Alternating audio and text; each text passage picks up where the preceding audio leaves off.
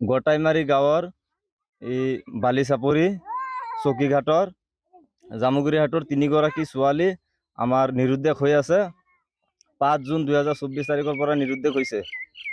আমি এতিয়ালৈকে কোনো সন্ধান পোৱা নাই। পুলিচে তদন্ত কৰি আছে, কোনো সন্ধান পোৱা নাই। আপোনালোকৰ মিডিয়াৰ সহায়ত যদি উলিয়াই দিব পাৰে তেতিয়াহ'লে আমি সুখী হ'ম।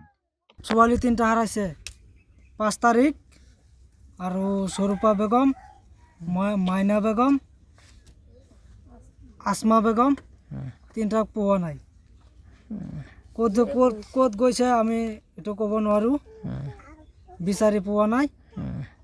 আজি 6 দিন হৈ গ'ল বিচাৰি আছোঁ, একো খাৰাৰ শব্দ পোৱা নাই, এটা ফোনো অহা নাই। আৰু ধৰক এতিয়া নাৰী কোনোবাই বিক্ৰী কৰিবলৈ লৈ গৈছে নেকি, যোগাযোগ হোৱা নাই। আৰু তাৰ কাপোৰখিনি পোৱা গৈছে, মানুহ পোৱা নাই।